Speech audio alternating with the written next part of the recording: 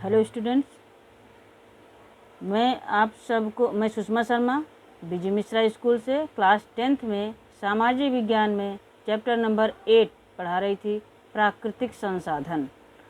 हमने अभी तक देखा कि प्राकृतिक संसाधन किसे कहते हैं। फिर हमने देखा कि संसाधनों का उपयोग हम किस प्रकार से कर सकते हैं, कितने प्रकार से कर सकते हैं। फिर आगे देखें कि संसाधनों को हम किस प्रकार वर्गीकृत कर सकते हैं, यानी इनका वर्गीकरण हम कितने प्रकार से कर सकते हैं।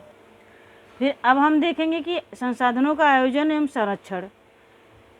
संसाधनों का आयोजन और संरक्षण किस तरह से कर सकते हैं। मनुष्य की आवश्यकताएं अमर्यादित हैं।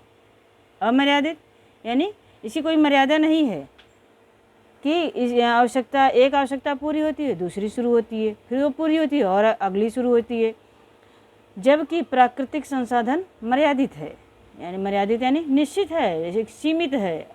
इच्छा असीमित है, ज़रूरतें असीमित हैं, लेकिन संसाधन सीमित है। विगत 100 वर्षों में मनुष्य द्वारा विज्ञान और तकनीक के क्षेत्र में हुए असाधारण विकास और भयंकर जनसंख्या विस्फोट से संसाधनों का उपयोग अत्यंत अधिक बढ़ गया है। यानी जब जनसंख्या बढ़ी है तो जाहिर सी बात है कि हमारा उपयोग भी बढ़ा, और हमारे संसाधन जब सीमित हैं तो वो तो बढ़े नहीं। तो इस परिस्थिति में के बारे में यदि गंभीरतापूर्वक विचार किया जाए तो ये एक विकट संकट भविष्य में बनने वाली है। यह स्थिति भविष्य में विकट संकट के रूप में हमारे सामने आने वाली है। भविष्य में इसके खराब परिणाम हम सभी को भुगतने पड़ सकते हैं। इसी कारण भविष्य की पीढ़ियों के लिए संसाधनों का संरक्षण करना हम सभी का कर्तव्य है। संसाधनों का संरक्षण करना यानी संसाधनों का विवेकपूर्ण उपयोग करना। विवेकपूर्ण बुद्धिमानी पूर्वक हम उसे किस प्रकार से उसका उपयोग करें कि ये बहुत अत्यधिक खर्च ना हो और इसका हमें भविष्य में खामियाजा भी भुगतना न पड़े। तो संरक्षण शब्द का ये तो हो गया कि हम आयोजन यानी एक सुनियोजित ढंग से हम इसका उपयोग करें। संरक्षण शब्द का सीधा संबंध संसाधनों की कमी से जुड़ा है। संरक्षण यानी उसकी सुरक्षा, हम किस प्रकार से सुरक्षा कर सकते हैं। वर्तमान समय में जिस तरह दोहन हो रहा है उसी तरह संसाधनों का अविवेकपूर्ण दोहन और उपयोग होता रहा है। विकास और वर्तमान जीवन स्तर पर बनाए रखना है लगभग स्वप्नवत हो गया। स्वप्नवत यानी सपने के समान हो गया है। अविवेकपूर्ण दोहन, बिना सोचे समझे उसका खर्च, यानी एक तरह से उसका नुकसान करते रहना, उपयोग करना। तो जो हम बिना सोचे समझे, बिना किसी योजनाबद्ध तरीके से अगर किसी चीज़ का इस्तेमाल करते हैं तो हमें कैसे पता चलेगा कि जो चीज़ें हम इतना खर्च कर रहे हैं तो अभी और कितना बचा है। जो चीज़ सीमित है और खर्च करेंगे तो एक दिन उसका ख़त्म होना निश्चित है। तो इसे इस तरह से हमें कैसे इसका करना है संरक्षण। विवेकपूर्ण तरीके से खर्च करें, उपयोग करें और उसका संरक्षण भी करें। उसके लिए विवेकपूर्ण उपयोग, संरक्षण और पुनः उपयोग जैसी बातें उसमें समाविष्ट हैं। विवेकपूर्ण उपयोग यानी हम सोच समझ कर उपयोग करें, संरक्षण यानी उसका बचाव करें, और पुनः उपयोग यानी जो चीज़ें हम पुनः बना सकते हैं, एक बार हम अपने संसाधनों का प्रयोग करके उपयोग कर में ला करके उसके बाद फिर से दूसरे तरीके से उसी का इस्तेमाल किस तरह कर सकते हैं, ये भी इसी में शामिल है। जब किसी वृक्ष या जीव के अस्तित्व पर संकट हो तब उसके लिए आयोजित व्यवस्थापन को उसका संरक्षण कहते हैं। हम इस तरह से समझ सकते हैं बच्चों कि जब किसी वृक्ष या जीव के अस्तित्व पर यानी उसका नष्ट होने के कगार पर हो, संकट आती है, तो ये होता है ना कि बचाव करें, नहीं तो नष्ट हो जाएगा, फिर कहाँ मिलेगा।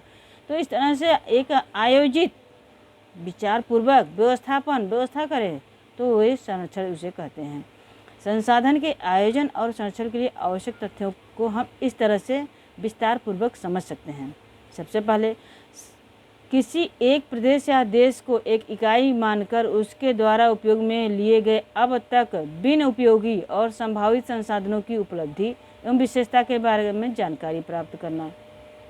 दूसरा है, जिन संसाधनों का प्रमाण मर्यादित या अनवीनीकरणीय है उनका वैज्ञानिक रूप से दोहन करना चाहिए एवं उसका उपयोग अनिवार्य हो तभी करना। अगला है, जिस संसाधनों की मात्रा बढ़ाई जा सकती है उनके विकास के लिए प्रयत्न करना चाहिए। इसके बाद, जो संसाधन वर्तमान में सरलता या सहजता से उपलब्ध हो उसे बिगाड़ने के बदले भावी आवश्यकता के लिए मितव्ययितापूर्वक बचाना चाहिए। मितव्ययितापूर्वक यानी सोच समझकर कम खर्च करके उसका बचाव हमें करना चाहिए। अगला है, मर्यादित मात्रा में उपलब्ध संसाधन बनाए रखना तथा तकनीकी विकास द्वारा उसके वैकल्पिक स्रोतों की खोज लंबे समय अंतराल पर फायदेमंद है। आगे, संसाधनों के संरक्षण के लिए शासन द्वारा आवश्यक कानून एवं नियम बनाकर उनका अमल करना चाहिए। आगे, नागरिकों को संसाधन के विवेकपूर्ण उपयोग से जुड़ी सब बातों से अवगत होकर जन जागृति लानी चाहिए। तो बच्चों, इस तरह से हमने देखा कि संरक्षण को हम अपने संसाधनों को संरक्षित किस प्रकार से कर सकते हैं, ये हमने विस्तार पूर्वक इसे समझा। अब आगे देखते हैं कि सबसे पहले हम जमीन के बारे में जानते हैं। जमीन पृथ्वी की पपड़ी पर के अनेक कणों से बनी एक पतली परत होती है। बच्चों, ये इम्पोर्टेंट है इसके बारे में जानकारी लेना कि अभी कभी कभी प्रश्न बनता है कि जमीन से आप क्या समझते हैं। तो आमतौर पर हम सोचते हैं कि धरती की ऊपरी परत को हम जमीन मानते हैं। तो यहाँ पर हम अच्छे से समझ लेते हैं कि जमीन पृथ्वी की पपड़ी पर के अनेक कणों से बनी एक पतली परत होती है जिसमें खनिज, नमी, ह्यूमस तथा हवा वगैरह मिले होते हैं। मिट्टी के नीचे उसमें मूल चट्टान स्तर होते हैं। जमीन का निर्माण मूल चट्टानों के घिसाव और कटाव से मिलने वाले पदार्थों से होता है जिसमें जैविक अवशेष, नमी और हवा मिलती है। अन्य रूप से कहें तो जमीन खनिज और जैविक तत्वों का प्राकृतिक मिश्रण है। उसमें वनस्पति की वृद्धि और विकास करने की क्षमता है। तो इस तरह से हम जमीन किस प्रकार बनती है, जमीन की निर्माण किस तरह से होती है, इसे हमने समझा।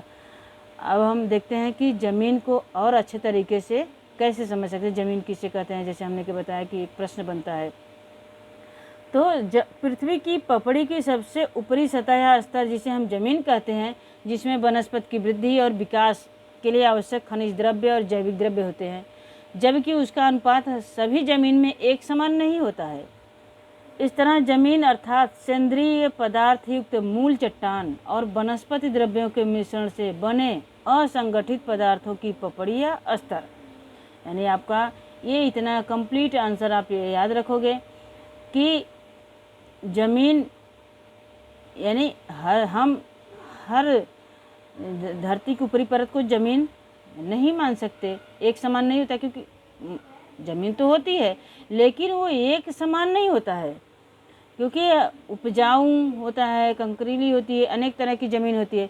तो इस तरह से ये आप परिभाषा में इस तरह से इसको परिभाषित कर सकते हैं कि ज़मीन अर्थात यानी सेंद्रीय पदार्थ युक्त मूल चट्टान और वनस्पति द्रव्यों के मिश्रण से बने असंगठित पदार्थों की पपड़ी या स्तर। मूल चट्टानों के घिसाव या निक्षेपण के परिबल तोड़ करके उसके बारीक कण बनाते हैं और इस चूर्ण में वनस्पति तथा जीव जंतुओं के विघटन या सड़ने से बने सेंद्रीय तत्व उसमें मिलते हैं। सेंद्रीय तत्व पौष्टिक जो तत्व होते हैं, पोषण युक्त, ये सेंद्रीय तत्व वनस्पति के विकास में महत्वपूर्ण भूमिका निभाते हैं। जमीन की उत्पत्ति के समय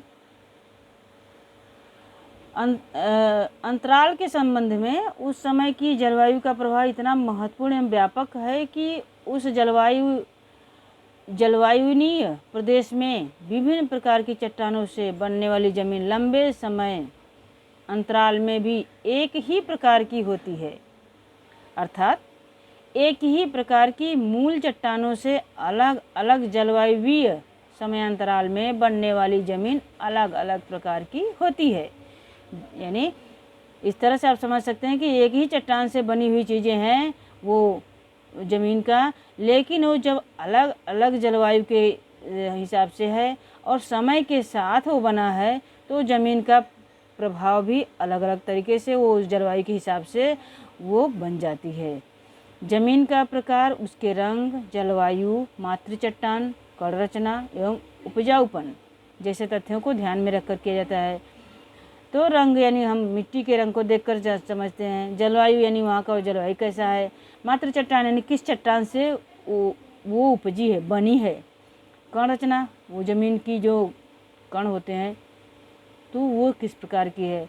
और उपजाऊपन यानी उसमें वनस्पति या कृषि कार्य करने की क्षमता कितनी है। ये सब ध्यान में रख करके उसका वर्गीकरण किया जाता है। बच्चों, इस तरह से हम आगे देखते हैं कि ज़मीन के प्रकार कितने वर्गीकरण में हो सकता है इसका। तो यहाँ हम देखते हैं कि ये 8 प्रकार से दिया है। वर्तमान समय में भारतीय कृषि संशोधन परिषद द्वारा भारत की ज़मीनों को 8 प्रकार में बांटा गया है, जिनमें से पर्वतीय ज़मीन और जंगल प्रकार की ज़मीन पर्वतीय क्षेत्रों में अलग अलग ऊंचाई पर दिखाई देते हैं।